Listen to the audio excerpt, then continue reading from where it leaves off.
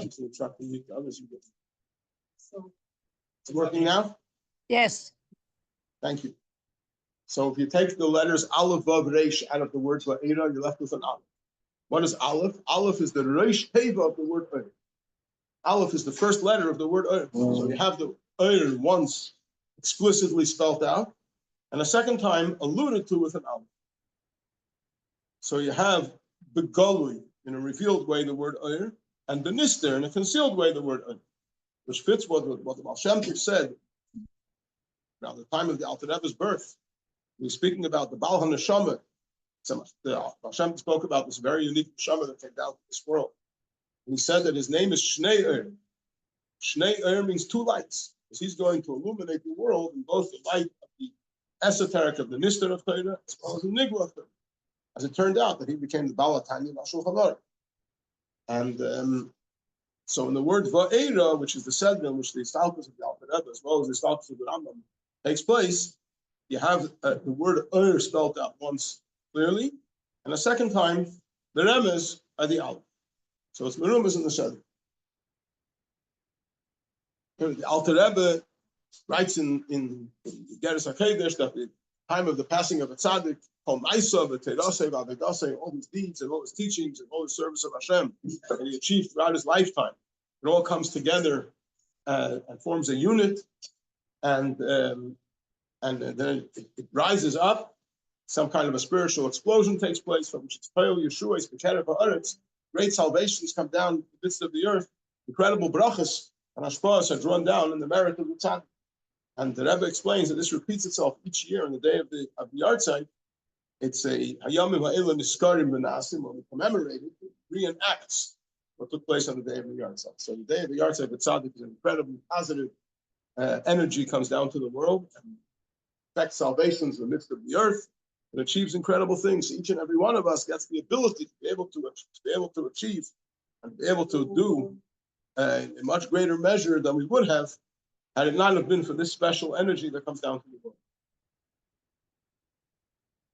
We, in the Sedra of Va'era, beginning of the Sedra, we find the four expressions of the Geula: the V'tzeisi, the Hitzalti, the Ga'alti, the Lakafti. Hashem says, I will take them out, I will save them, I will redeem them, and I will take them. Then there's a fifth expression, V'hevesi Esav el Ha'aretz, V'hevesi Eschem el Ha'aretz, I will bring you to the land. So the Baal HaTurim says that the four expressions, V'tzeisi, the Hitzalti, the Ga'alti, the Lakafti, are a reference to the four kingdoms that enslaved the Jewish people, that had the Jewish people in exile, and the four Geulas, the four redemptions, liberations that follow. So the Hitzeisi, the Hitzalti, the Ga'alti, the Lakachti is the Almighty's promise to the Jewish people that in all circumstances, not only in Egypt, but in all future Goliaths and all future exiles, they will be liberated and redeemed by Hashem from that exile. So if the fourth expression, the Lakachti, is a reference to the final redemption from Mashiach, so what's the fifth expression? V'hevesi eschem el ha'aretz, I will bring you to the land. So the answer is that in Yemaisa Mashiach itself, there are various stages. What we call Yemaisa Mashiach, the days of Mashiach, what we call Elam Haba, or the time of Tchias HaMesim. There's various stages in the Geula itself.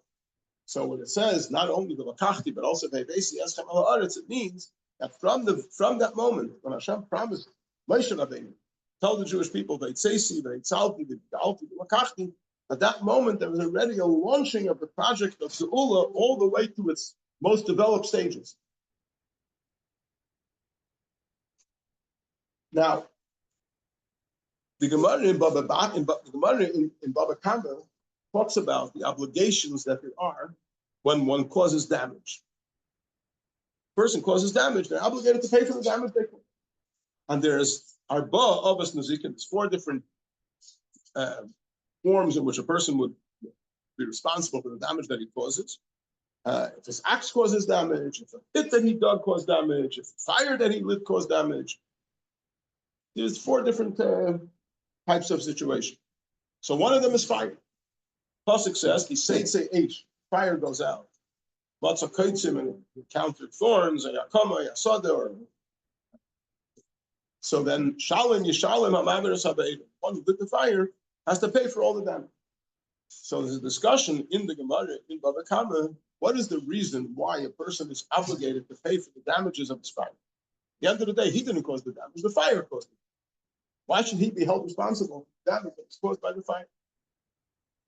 And there's two opinions in the Gemara how to deal with it. There's Rabbi Yochanan and Rish Lakish. Rabbi Yochanan says, "Eishrei mishum chutza." The reason a person is obligated to pay for the damage caused by a fire is because it's similar to shooting an arrow. You shoot an arrow, you didn't cause the damage, the arrow caused the damage. You shot the arrow, so it's considered that you caused the damage. The arrow becomes like your long hand. Or if you launch a missile can take a long time to reach its destination. But when it reaches its destination, you're fully responsible for the damage that it causes. So the same thing is true with fire. When you ignite a fire, it's like you shot an arrow, like you launched a missile. And the fire is considered your long arm, and whichever damage is caused by the fire is considered like you caused the damage. Therefore, you are responsible. That's the opinion of Rabbi Yochanan. Rish Lakish disagrees, and he says, no, you didn't cause the damage. Problem is that the fire is your property. And the Torah holds you responsible when your property causes damage. Just like if your axe causes damage, or if you dug a pit and the pit caused damage, you are responsible. Similarly, if your fire caused damage, you're responsible because it's Eisha Mishum Amayna, it's your property. You are responsible for the damage caused by your fire. So these are the two opinions. Rabbi Yochanan says you're responsible for the damage caused by your fire because it's considered like your long hand, like you shot an arrow. And Rish Lakish says the reason you're responsible for the damage caused by your fire is because it is your property. So the Nemuka Yosef in the Gemara in Bava Kama, he asks a number of kashas on the opinion of Rabbi Yochanan. Very simple kashas. He says, according to Rabbi Yochanan, that fire is considered like your long arm. You are burning whatever's being burned. They have a very practical question. Everyone here lights Shabbos candles just before Shabbos. And the flame continues to burn into Shabbos. So the flame is burning the wick and burning the fuel on Shabbos. If you say that fire is considered like your long arm, that means that you are burning things on Shabbos. How can you do that? Not let it burn things on Shabbos. Question understood? According to Rish Lakish, it says it's your property. It's not a problem. We're not obligated that our property shouldn't do work on Shabbos. But if it's considered like our long arm, like an arrow that I'm shooting, an arrow is considered my long arm, then it means that I'm doing the malach on Shabbos. That can't be. Another question he asked is we generally do not hold a person responsible for something that's totally out of his control. Right? If it's against my will, I'm being forced to do something and I have no control over it, I'm not held responsible. Imagine a person shoots an arrow and, well, far down the road, there's somebody's clothing is hanging on a clothesline. And one of the garments that's hanging there is very expensive. And the arrow pierces that garment and ruins it. Now, before the arrow hits the garment, he's screaming, "Arrow, stop! Stop! I don't want to harm that person's garment. Please come back." The arrow doesn't listen to him. So it's not being done willingly. But the same with the fire. The fire is going wherever it's going. He says, "Fire, stop!" But the fire is not listening to him. So how can you hold him responsible for something that's out of his control? Another question he asks, if a person lit a fire, and then he passed away. And after he passed away, the damage was caused. Do we ever have a situation in the Torah where a person who's passed away is held responsible for his action? How can you say that fire is considered like a long arm? The person's not alive anymore. How do you hold him responsible? According to Rish Lakish, it says it's his property. So if he passed away, his heirs inherit the property, so they're responsible. But if it says his long arm, how does that work? So he gives one answer that answers all the questions. Very simple thing. It says, when you shoot an arrow, when you launch a missile, all the damage that arrow is going to cause in its entire journey, or that missile in its entire trajectory, whatever you call it, yeah, is considered that you have done it at the moment that you shot the arrow. At the moment that you launched the missile, it's considered done. Because everything that's going to come out of this act of yours is all included in the initial act.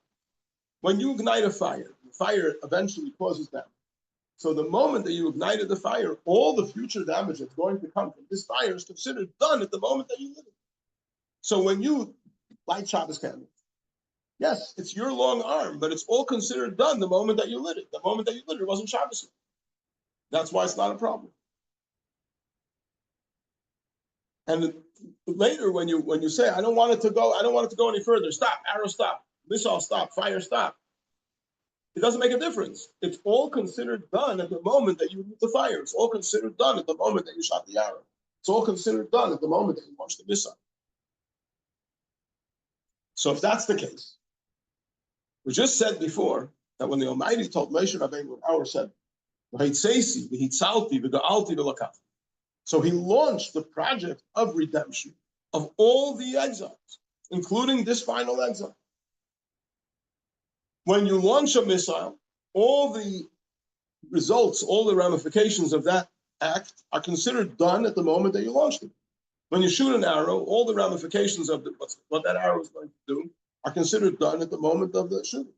When you light a fire, everything the fire is going to do in the future is considered done at the moment that you lit the fire. So that means that the Geula, the complete redemption through Mashiach, is a done deal. At the moment that HaKadosh Baruch Hu launched that project, at the time of the Exodus from Egypt, all the future redemptions, including the ultimate redemption through Mashiach, are considered done. Just has to develop, just has to unfold, but it's all done already. Yes.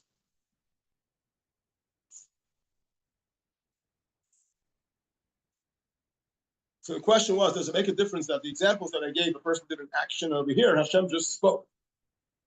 The answer is, first of all, the Buddhish HaKadosh Baruch Hu Chashiv B'Aiseh. HaKadosh Baruch Hu's speech is considered like done, like action. And second of all, his saying that he's going to do it is launching the project. So that's the energy that is invested into the project. And from there, it just has to unfold.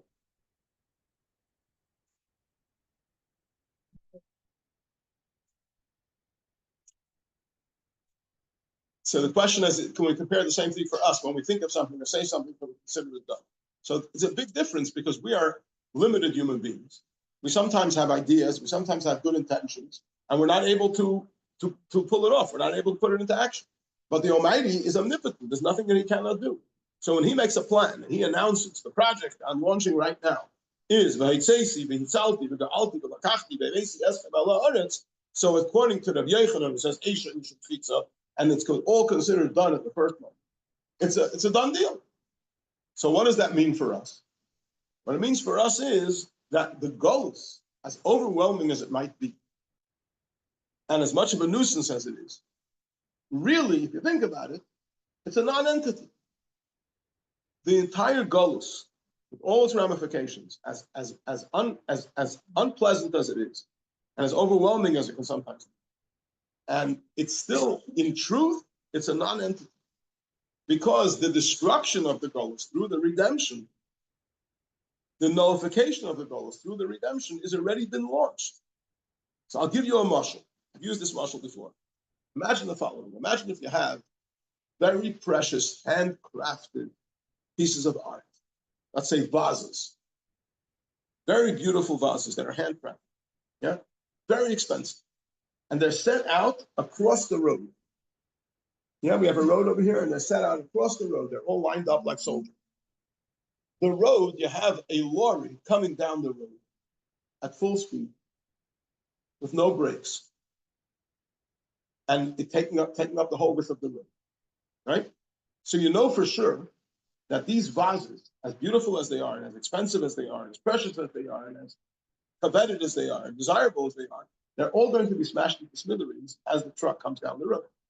And there's no way of stopping it. How much would you offer on an auction for those vases? If you took a picture of them, it would be an incredible piece of art.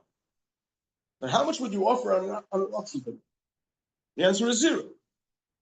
Because even though they're still there, but they're about to be smashed into smithereens. The same is true about golus. Golus is very overwhelming. And its ramifications are terrible. But if you think about it, there's a truck of Geula coming down the hill with no brakes, because once HaKadosh Baruch Hu launches a project, there's nothing that can stand in its way. And it's about to completely nullify the entire goal. Just a question of unfolding.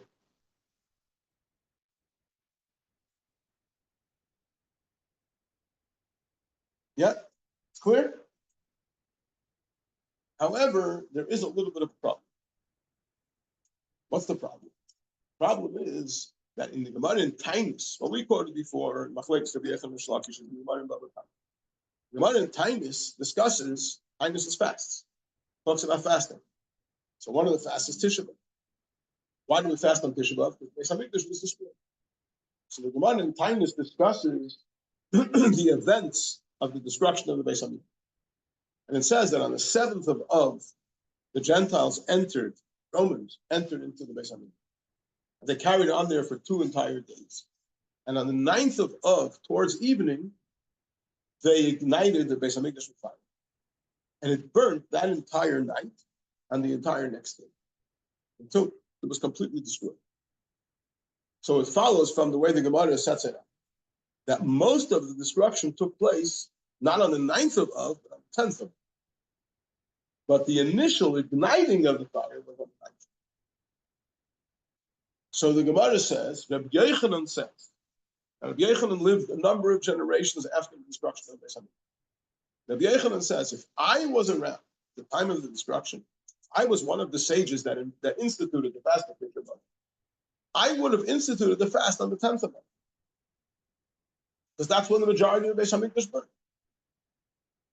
The sages that lived at that time discussed it, and they concluded that the fast should be instituted on the 9th of Av, and that's what we do.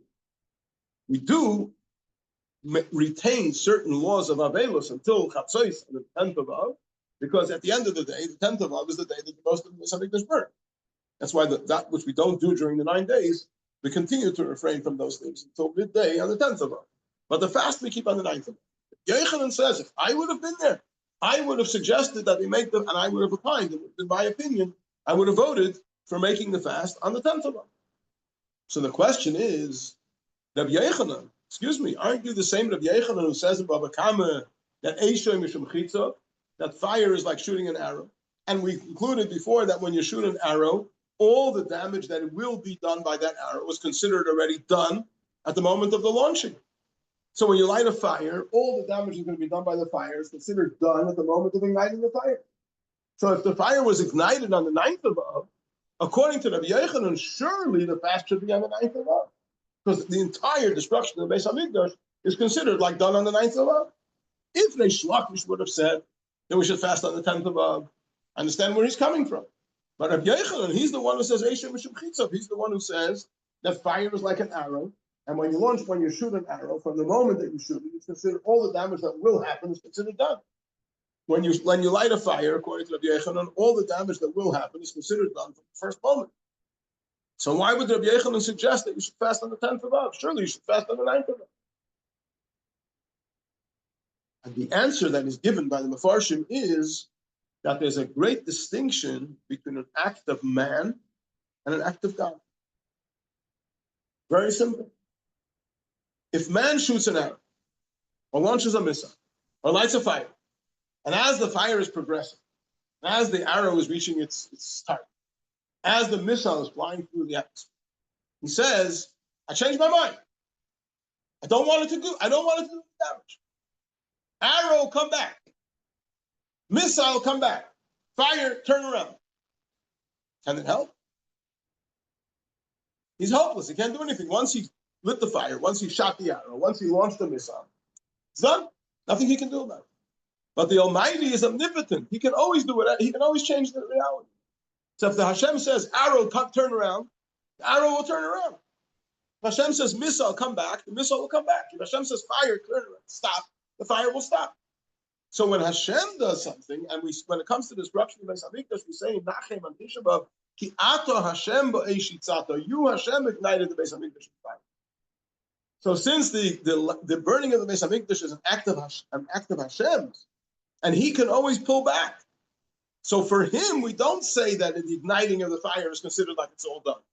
On a practical level, Beis Hamikdash is burning. Let's say Yidden would and mass do tshuva. Right? Because of our sins, destroyed. What would have happened if the entire Klal Yisrael would do tshuva in the middle of the whole program? What would happen?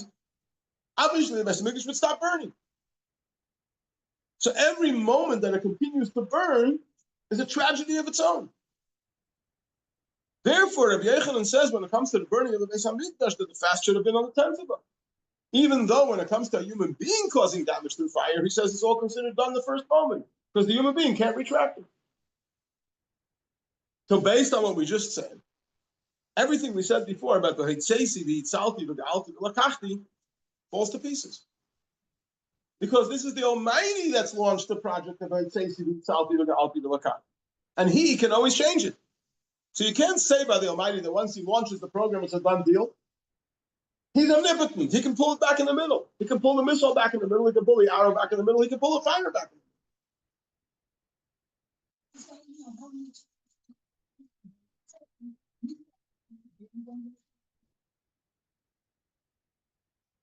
Okay, but as far as the person that shot the missile is concerned, yeah, Hashem can always change things, right? Exactly. So this seems to put holes in the whole argument of how exciting it is that the Geula is already launched. Yeah, so it's a little bit depressing.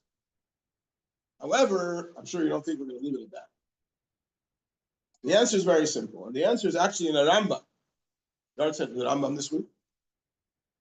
There's a halacha in the Rambam, Hilchos Yisayidei HaTorah. It's actually divided. It's many places, but it's a very fundamental halacha. It's a mitzvah to believe in a Navi. Yeah, if a Navi comes along, a Navi, a prophet, comes along and tells you something in the name of Hashem, a mitzvah to believe what he says. However, if he's a false Navi, then you're not allowed to believe. Take very strict measures against the false Navi. How do you know if he's a true Navi or a false Navi? He's got a long white beard, and he's very holy, and it's very impressive. How do you know if he's a true Navi or a false Navi? So one second. So the Pasuk says that if the Navi comes along, says in the name of Hashem, a certain thing will happen. So you wait and see. If it happens, you know he's a true Navi, and from now on, anything he says, you have to believe. If it doesn't happen, he promised it's going to happen in the name of Hashem, and it didn't happen, and you know he's a false Navi. Yeah? So, a simple question. Everybody here heard of Yoina, right? Read about him on Yom Kippur. What was Yoina's prophecy? Yoina came along and he said, in 40 days, Nineveh will be overturned. Was Nineveh overturned? No. So was Yoina a false prophet? No. How does that work? You just said there's a difference between whether he prophesies for good or prophesies for bad. As Yoina said to Hashem, because you're compassionate, you are gracious, and you retract retribution. So Hashem, even if he says he's going to extend retribution, but if what do we say? We say Shayim Kippur, Tshuva, Tefillah, Tzedakah, Ma'avir Nisrei Yagzera. Tshuva, prayer, and Tzedakah can retract, can take away the bad decree. So just because the Navi said something bad was going to happen doesn't mean it's actually going to happen. Maybe it's going to be retracted as a result of the fact that people repented. Maybe it'll be retracted as the fact that people get tzedakah, or the people daven and ask Hashem to retract. But when a Navi promises, Hashem says that something good is going to happen, then he will never retract. And since he will never retract, he himself set out a system that this is irretractable. So it's considered like a human being shoots a missile or shoots an arrow, and it can never be retracted. So therefore, when Hashem promised, this week said, I will take you out of Golos, I will save you, I will rescue you, I will take you, and I will bring you to the land, then that is the launching of the project of Geula, which being that it's a good thing, it can never be retracted. And since it can never be retracted, just like when a human being lights a fire, a human being shoots an arrow, a human being launches a missile, it's considered a done deal from the first second. Similarly, when it comes to the Geula, when it comes to the redemption, the fact that Hashem launched this project 3,300 and some odd years ago is considered a done deal. It's only a question of unfolding. So the mashal that I gave before of the lorry coming down the hill and about to smash all those vases into smithereens, and that's an analogy for Golos, is 100% correct. However, there's just one thing that needs to be clarified. That is that in the mashal, you have the lorry coming down the hill. It's got no brakes, so we know it's definitely going to smash into those vases. It's turning into, but does it have an accelerator? Doesn't have brakes, but does it have an accelerator? And the answer is yes, it does. And who has access to that accelerator? Every one of us. Because we mentioned in the previous year that the Navi says, Ani Hashem be'ita, Yeshaya Navi says, Ani Hashem be'ita achishenu. I, Hashem, will bring in its time, I will hasten it. The question is Mashiach going to come in its time, or will it be hastened? And the Gemara answers, Lo yizachu, if you are not meritorious, then it'll come in its time. And if they are meritorious, it'll be hastened. It'll come quicker, it'll come sooner. So through, as we said before, tshuva, tefillah, and tzedakah, through Torah, Aveda, and Milos Chasadim, we can, each and every one of us has access to that accelerator that can accelerate the project, even though it can't be retarded or stopped, but it can be accelerated. So even if the ultimate time for the coming of Mashiach is half an hour from now, we can accelerate and make it happen in 10 minutes. 5 minutes from now, 1 minute from now, a second. That's the power that every Yid has to transform the reality of the future of the Geula through his Torah, through his tshuva, ma'asim Torah.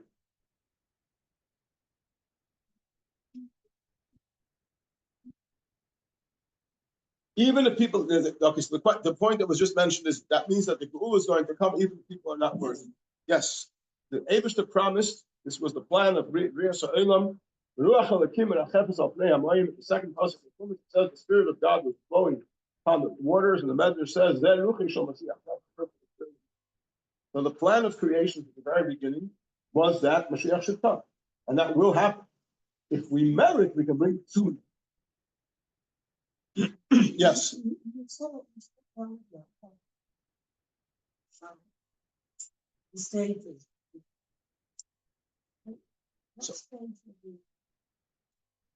we are before the Geula. The Geula has not happened. We hope it's going to be happening imminently, but it hasn't happened. When it happens, there are further stages in the Geula. Yeah. So, for example, there's certain when it says the Garza Avin Kevis that a wolf will dwell with a lamb, right? So there are different opinions. But is that to be taken literally, or is that just figuratively? That means that the nations of the world that are trying to devour us like wolves, and the Jewish people who are compared to a lamb will live in peace together. Or does it mean that a physical wolf and a physical lamb will be able to dwell in peace? So there's different opinions about this. So everybody agrees that a later stage will be even physical. The question is, in the initial stage of the coming of Mashiach, will there be miracles right away?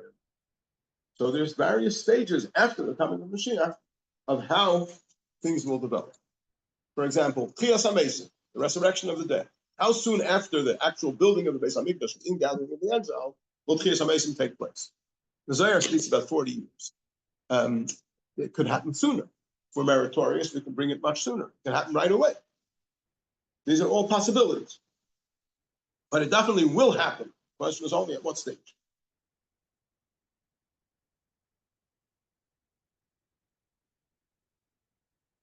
Okay, unless there are any more questions on this, we're going to move on. Yes, please.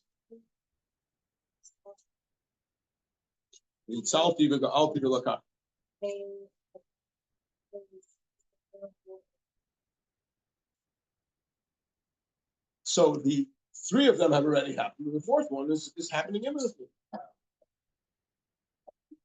So generally speaking, when we talk about 4 Alphius, it's Mitzrayim, Bavel, and Yavan, Tanya, and Edom, which is the goals that we're in now. There are various other ways of liberating them.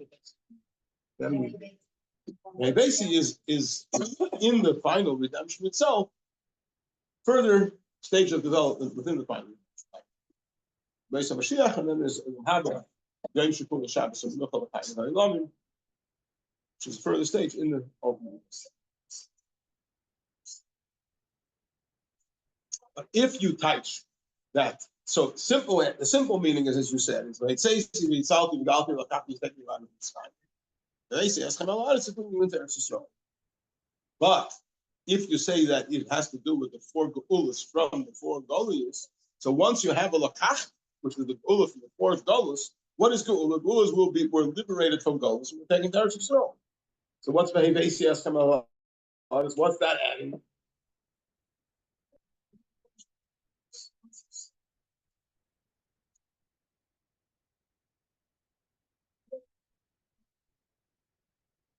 As far as the Seder Ha'inyanim, where the Rambam brings it in Hilchas Malachim, the first thing is Binyan Beis Hamikdash. We say it's in davening every day. Bnei Yerushalayim Hashem, Nidche Yisrael Yichanis. Hashem is the builder of Yerushalayim. He will gather in and disperse the Israel. Harei L'Shvurei Leiv. He will, he's the one who heals the broken hearts. U'mechabesh La'atzveiso. So the way it's understood and the way it comes is that the order of the three events. First thing is the build Beis Hamikdash. Then is the ingathering of the exiles, and then is Tchias HaMitzvah.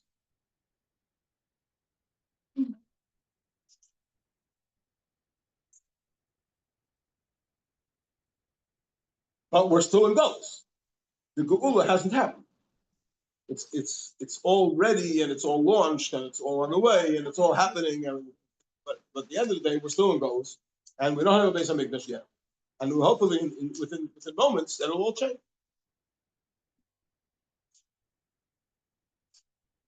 Very good question. Is Mashiach going to come with miracles? This is a discussion. Basically, there's two psukim. One pasuk says it describes Mashiach as Ani v'reichav al hachamer, a poor man riding on a donkey. And there's another pasuk that describes Mashiach as V'aruim anan ishmai. Behold, he's coming on a cloud. So Mashiach coming on a donkey or on a cloud. So obviously, to come on a cloud, you need a miracle, right? People don't ride clouds just in the natural circumstance. To ride a donkey, it can be natural as well. So these two psukim represent these two possibilities of a natural geula or a supernatural geula. And the Gemara says that if we merit, it'll be, if we don't merit, it'll be natural. If we merit, it'll be supernatural. So the put it like this. If we talk about the criteria of geula, does not require miracles. Mashiach doesn't have to make miracles. And I'm obsessed with it. That's not what Mashiach is about. Mashiach had to bring the world to a state where Yidden are going to be able to serve Hashem as we did in the time of the Beis Hamikdash, and even in a greater way. It'll be possible for all Yidden to serve Hashem in the most perfect way, because that's the purpose of creation. Mashiach is going to allow the purpose of creation to fully be manifest. If he'll need miracles, make miracles. Don't need miracles, you don't have to make miracles. That's not the definition of Mashiach, is not miracles. Will there be miracles? If we merit, there'll be miracles. Won't be miracles in an earlier stage, there'll be miracles in a later stage. Hope that answers your question.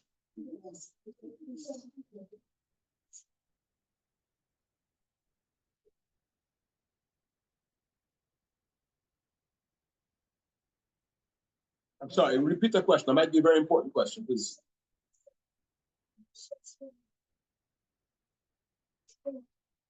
Okay. So the question you're asking is a very, very important question. I'll repeat it and I will respond based on what we heard from the question was about the fact that we have control to a certain extent over parts of Eretz Yisrael. Is that a beginning of the Geula? So the Rebbe makes it very, very clear that it's a wonderful thing. We're very thankful to Hashem. The fact that Yidden have the opportunity to be to be living in Eretz Yisrael and Yidden spared as a result of access to Eretz Yisrael. It's all beautiful things. It's all something we're very thankful for. But it's got nothing to do with Geula. The Geula will begin when Mashiach will come. And it's clear in the Rambam that the process of Geula begins when Yamid Melech Mibeis David, Hege B'Teira B'Mitzvahs to David Aviv, a king will rise from the house of David, is engaged in Torah mitzvahs like his ancestor David. He will bring Yidden to strengthen their observance of Torah mitzvahs. He will build the Beis Hamikdash, gather the dispersed of Israel, and only then, that is Hanezeh Mashiach Bana. The first step of Geula is the building of the Beis Hamikdash. Till then, it's not Geula. Whether the Beis Hamikdash will come down from heaven miraculously, whether the Beis Hamikdash will be built by Mashiach, those are all possibilities. But anything that is the Yidden in Eretz Yisrael say today, "Mipnei chatoenu galinu me'artzenu," just like Yidden in Chutz La'aretz. Because in Eretz Yisrael they're in a state of galus. When Mashiach will come, that'll be Geula. Then Yidden who are in Eretz Yisrael will be liberated from being in galus in Eretz Yisrael, and they'll be in a state of Geula in Eretz Yisrael.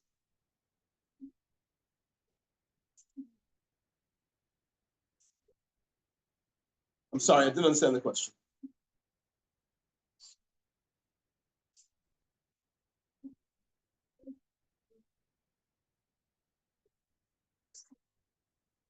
We'll find out very soon.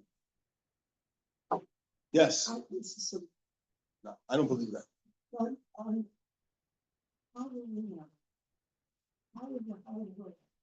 A very good question. How will we know when Mashiach is here?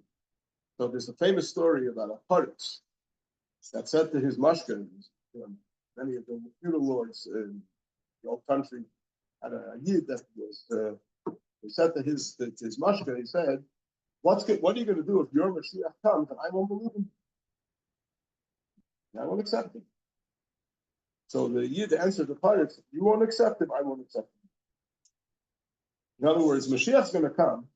We're going to know jolly well the Mashiach is here. If it's doubtful whether Mashiach is here or not, Mashiach is here.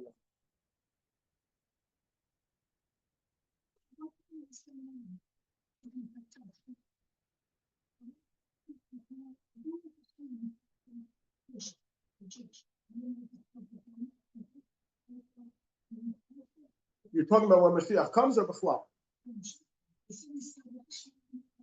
Okay, so this is a question that's also discussed in the Rambam and other svarim about Mashiach. Generally speaking, I don't know if it talks about Jewish or not Jewish, I'm Zaydim and not I'm Zaydim. Generally speaking, it says that Mashiach is going to bring near those that are far. But he's not going to push away those that are near. So people are accepted to be kosher, then will retain that status. That's what it comes out from reading superficial reading of the halakha. Misunderstanding it, that's the way it is. Whatever they'll need to do, they'll be happy to do. Okay, we're going to move on to Tanya. So as last week we started the Hakdama, the introduction of the Alter Rebbe, to the introduction of the author himself to the Tanya. So it's page 6 and the numbers on top of the page. And if you have the same Roman numerals on your Tanya that I do, it's page 19 and the numbers on the bottom of the page. That's XIX.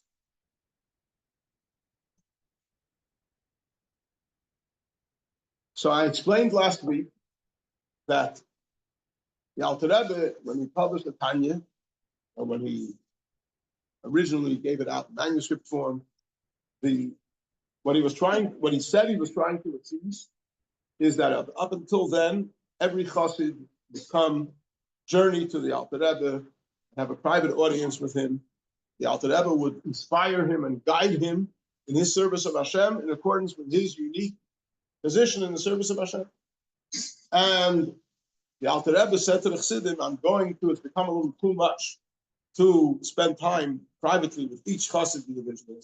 The community has grown beyond ability to do that. And therefore, I'm writing a manuscript that's going to contain all the answers to all the questions. So you won't have to come and see me personally. You'll read this book, and there you'll find the answers to your questions. And when the Alter Rebbe suggested that would be set out, it met with a lot of opposition. Chassidim were very unhappy. Said it's always been known amongst Chassidim that it's not enough to read books. You need to have a personal one-on-one relationship with the Rebbe. And the Rebbe has to guide you on how you should serve Hashem. And suddenly it's all changing. It's going to be a manuscript or a book that's going to be replacing having a one-on-one relationship with the Rebbe. That's not, it's not what we bargained for. So the Alter Rebbe, in his introduction to the Tanya, explains this argument very, very well. Explains why the Hasidim would think that it's not a good idea to replace one-on-one audience with a book. And then he turns it around and says, but this book is an exception. Okay, so we're still in the beginning of the introduction, and we're still explaining why they would argue that it's not going to do the job. So first of all, we said, now you can't compare hearing to seeing. Seeing means reading in the book. Hearing means hearing one-on-one from a Rebbe to a Chassid. And Chassidim always knew that it has to be Shmiya, there has to be hearing from a Rebbe. You can't just be Yetzer with reading. Why not? So I'm going to start from, I'll start from the beginning, the second paragraph. Hine Mudazois, it's well known. It's customary amongst all Chassidim to say, you can't compare hearing words of guidance, words of inspiration, words of direction in the service of Hashem, can't be compared. It's much more effective than seeing and reading in a book. Why? Because when one reads according to his path and his understanding. According to the grasp of his mind at the state which he is. So if a person is confused in his approach to Yiddishkeit, and he is given a book to read, this book is going to straighten you out. So the chances are that he will, as he's reading the book, he will absorb the information in accordance with his preconceived ideas. And therefore, it's not going to make much of a dent. That's the way we naturally do. We read things and interpret them in accordance with our preconceived understanding. So Hakaire, when one reads, is Kaire Lefi Darkei V'Daita. He reads according to his path and according to his understanding. Or Lefi Asagas U'Tvisa Sichlei B'Asher Husham, and according to the grasp of his seichel in the position that he is. V'Im Sichlei V'Daita Mivulbalu. If his intellect, his mind, happens to be confused. U'B'Chashecha Yisalachu B'Avedas Hashem, and he walks in the darkness in the service of Hashem. So B'Kaishi Yuchal Lires Esa'er Kitei V'Aganas V'Shvarim. It's going to be very hard for him to see the good light that is hidden in the book. Even if the light is essentially sweet to the eyes, and healing to the soul, but his warped understanding of what's written in the book is going to ruin it. It needs someone to talk to him one-on-one, and to talk to him in language that he understands, and to get through to him till the penny drops that the path that he's currently on is a crooked path. It's not the path that he should be on. And needs to straighten out. He needs to go on the right path. Even if the book was written in such a manner that it has all the answers and has exactly what he needs to hear, chances are that he's not going to pick it up from reading the book. That's the first argument against replacing private meetings with a book. But then the Alter Rebbe says, besides the fact that even if the book has the answer, it might not be the right means with which to deliver. But besides that, there's another problem. And that is that Sifrei HaYirah, books that are written to encourage one's Yiras Hashem, one's fear of Hashem, love of Hashem, one's fear of Hashem, are divided generally into two categories. There's what the Alter Rebbe refers to as Sifrei HaYirah HaBnuyim Al Pi Seichel HaNushim. There are books that are based on human intellect, which means the author shares from his understanding ideas that he feels are inspirational. So he writes a book, and in the book he puts down an inspirational presentation, which he found inspirational. Therefore, he hopes that his reader will also find inspiration. That's called Sifrei HaYirah HaBnuyim Al Pi Seichel HaNushim. These are books that are written to enhance Yiras Shamayim, fear of Hashem, Avos Hashem, Yiras Hashem, but they're based on human intellect. They're based on what my mind tells me. Then there is another category, which is Sifrei HaYirah HaBnuyim Al Pi Ma'amari Chazal. There are books that are written as a compilation of statements of our sages. So we're first going to dwell on the possibility of Sifrei HaYirah HaBnuyim Al Pi Seichel HaNushim, those books that are based on human intellect. Says the Alter Rebbe, Hine Sifrei HaYirah HaBnuyim Al Pi Seichel HaNushim. Any inspirational work which is based on human intellect, can surely not be a one-size-fits-all. It's impossible for any human being to write an inspirational book based on his own understanding and expect it to work for everyone. Why? Because not all minds, not all understandings are the same. One person's seichel will not become aroused, will not become inspired by the same thing that somebody else's seichel will be aroused and inspired. So it could be it's inspirational to you, but it's not inspirational to me. So the fact that the author found that inspiring doesn't necessarily mean that the reader will find that inspiring. And if one reader will find it inspiring, it doesn't mean the other reader will find it inspiring. Because our minds are wired differently. You know the famous expression, 2 Jews, 3 opinions? Right? So you can't expect that if you have A and B, and A's mind is wired in one way, and B's mind is wired in another way, that they're necessarily going to respond to the same inspirational work. As our Chachamim tell us about the bracha of Chacham Harazim. Chacham Harazim is a bracha that it says in the Talmud that if you see 600,000 Jews together, you should make a bracha, a special bracha, Baruch Atah Hashem Elokeinu Melech Haolam, Chacham Harazim. What does Chacham Harazim mean? The wise one of all the secrets. Why? Because 600,000 Yidden have 600,000 different mindsets. Right? They see things in 600,000 different ways. And the Almighty, who is the creator of all of them, he created all those mindsets, and he understands all those mindsets, and he can relate to all those mindsets. So when you see 600,000 Yidden together, it really makes you realize how incredibly awesome the Almighty is, that he can connect with 600,000 different perspectives. Yeah, so there's a special bracha Chacham Harazim. So our Chachamim say, why is the special bracha Chacham Harazim al shishim riba in Yisrael? When you see 600,000 Yidden at once, because their minds and their perspectives are not similar to each other. As the Ramban, that's Nachman, opposed to the Rambam Maimon. The Ramban writes in Chamis Hashem is a sefer written by the Rambam. The Tiddush HaSifri Gabi Yeshua Shenemer by Isha Sheruach. The Ramban quotes a Sifri. Sifri was written by Tanya. It's a commentary on the Chumash. One of the earliest commentaries on Chumash is the Sifri. So there's a pasuk in Chumash. We know that we're all very familiar with the pasuk that Yidaber Hashem Omer Shalom. Right? It appears so many times in the Chumash. But there's a similar pasuk that only appears once in the whole. That's by Yidaber Moshe El Hashem. And Moshe spoke to Hashem saying, where do you find that pasuk? In Parshas Pinchas. Only one part. After Hashem tells Moshe, he's going to pass on before the Jewish people enter the land of Israel. And a new leader is going, and the Jewish people are going to come to Eretz Yisrael after the passing of Moshe. So it says, by Yidaber Moshe El Hashem, Moshe spoke to Hashem, and he said, okay, but one thing, you have to appoint a leader that's going to be able to successfully lead the Jewish people after my passing into Eretz Yisrael. And he gives the Eibishter a whole shopping list of what the criteria that this leader is going to have. One of the things he says is Yifkeit Hashem Elokei Haruchos Ishal Ha'eda. The Almighty, who is the God of all spirits, should appoint a man over the. And what the first thing he says, Ish Asher Ruach, a man with spirit within.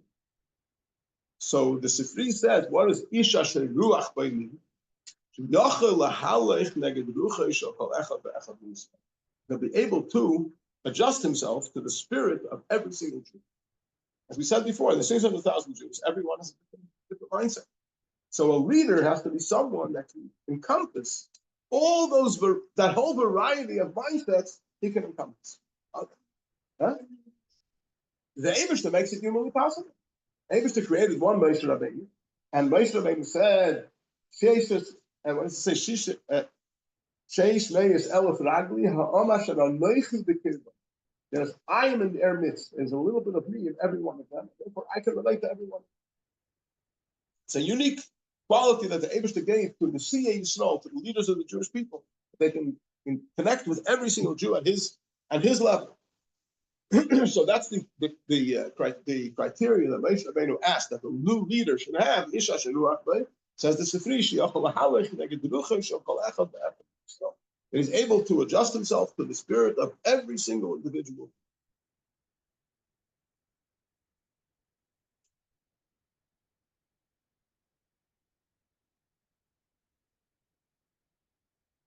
So we see again this concept emphasized that every mind is different.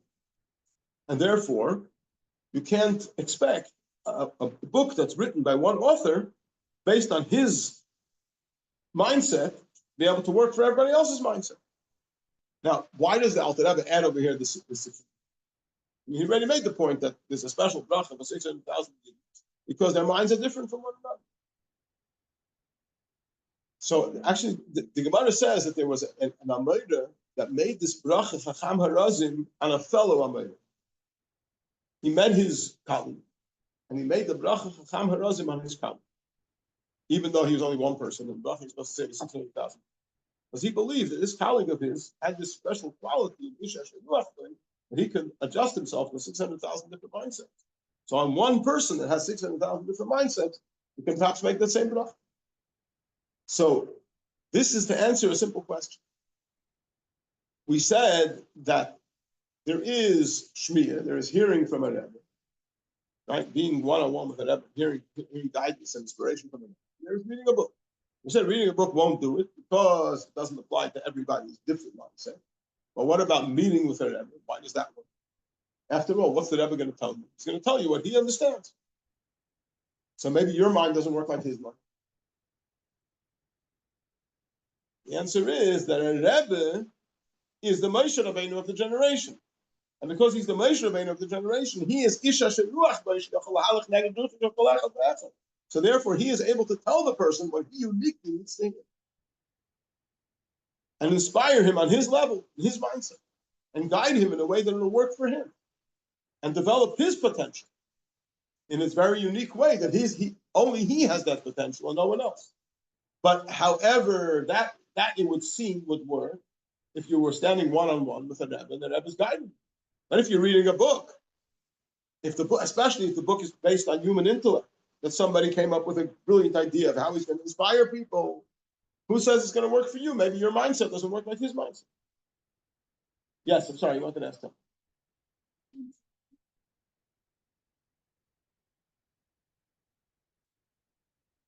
So the answer we're going to get to in the next time. Right now we're dealing with the question. Okay?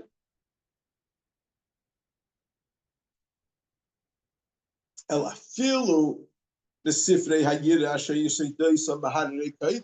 even those books that are books of inspiration, books of encouraging Yiras Hashem, that are based on the mountains of holiness, Medrashe Chazal, the teachings of our sages. And why should that be any different? The sages, you open up a Pirkei Avos, yeah? And Rabbi Meir and Rabbi Yehuda and Rabbi Shmuel and Rabbi Yossi are all telling you words of wisdom, words of inspiration. Who says that your mind works like Rabbi Yehuda's mind, or Meir's mind, Yoshi's mind, or Shmuel's mind? Maybe it's not going to mean, maybe it won't mean anything. Sorry, maybe? Maybe the problems they're dealing with Chazal are not contemporary enough, right? So the Alter Rebbe makes it clear. These Medrashe Chazal, these teachings of our sages, what are they speaking? Asher Ruach Hashem diber bam. It's the Spirit of God that spoke through them. Umilosay al Sheinam, and His word on their tongue. So when Rabbi Yehuda says, and Rabbi Meir says, and Rabbi Yossi says, Rabbi Shmuel says, they're speaking the word of Hashem. Every word they spoke Beruach HaKodesh, they spoke with divine inspiration, and their words are the words of Hashem. Hashem's words are significant and meaningful and have an impact on every Jew, no matter where he's coming from. Just this concept is to illustrate it. I'll prove at this point. Gemara in Gittin says something phenomenal. Gemara talks over there about the story of Pilegish Bekiva. Pilegish Bekiva is a story in the book of Judges, which is a horrible story which led to a civil war amongst the Jewish people between the 11 tribes and the Yamin. Anyway, so the story of Pilegish Bekiva begins by a man that had a concubine, and they had a disagreement, and the concubine ran away, and he went to appease her, and it led to all kinds of problems. Anyway, so the Gemara talks, the first pasuk is Batizna ala Pilegish, and his concubine sinned against him. So the Gemara says, what was the sin? What did she do to upset him? So the Gemara says there's two opinions, Rabbi Yonasan and Rabbi Vyasa. One of them says he found a fly in his suit. Very upset. One of them says a hair. Yeah. So the Gemara says that Rabbi Vyasa, I think it was walking home from the Beis Hamikdash. And lo and behold, he said, Yohanavi. So he says to Yohanavi, oh, you're just the man I'm looking for. Tell me, what is the Almighty doing right now? Right, you're Yohanavi, you know what's going on. What's the Almighty doing right now? He says he's studying Torah. Studying Torah, very nice. Which part of Torah is he studying? He says he's studying the portion of Pilagus Begivah. Oh, fantastic. Tell me, how does he explain the pasuk Batizna of Pilagsha? What was the thing? What did she do to upset him? Right? That's what we were just discussing in the Beis Hamikdash. We have different opinions, and we want to hear how does the Almighty explain it. So Yohanavi says, I'll tell you exactly how he explains it. He says, my son Abiyaser says this, and my son Yonasan says this. So he says to Yohanavi, I don't understand. The Almighty doesn't know. That's the quote from Abiyaser and Yonasan. So he says, Elu va'elu divrei Elokim Tanya. Both opinions are the word of the living God. Happens to be, both are true. Happens to be, first he found a fly. That that began to be upset, but he was prepared to excuse her because at the end of the day, maybe the fly flew in, it wasn't, there's nothing she could have done about it. But later when he found her hair, that one, we went over the, yeah. So the point that I'm trying to bring out is that when there's two opinions in the Talmud, not one is right and one is wrong. They're both the word of Hashem. How can they both be? They work it out. But everything in the Talmud is the word of Hashem. And Rabbi Yehuda says he's saying the word of Hashem. And Rabbi Meir says he's saying the word of Hashem. Rabbi Yossi says he's saying the word of Hashem. And Rabbi Shmuel is saying the word of Hashem. And so Beis Shammai and Beis Hillel, everything is the word of Hashem. And therefore, when you learn Pirkei Avos, let's say, and you're learning what Rabbi Meir says and what Rabbi Yossi says, and these are all the word of Hashem. And therefore, they all work. They all inspire. And they all touch your neshama. But nevertheless, we're going to see that there's some that are more directed at your individuality and more uniqueness than another. And we'll have to figure out how to deal with that. That will be discussed in this or something else.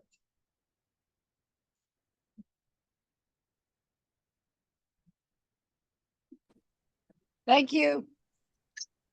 Thank you very much. Welcome.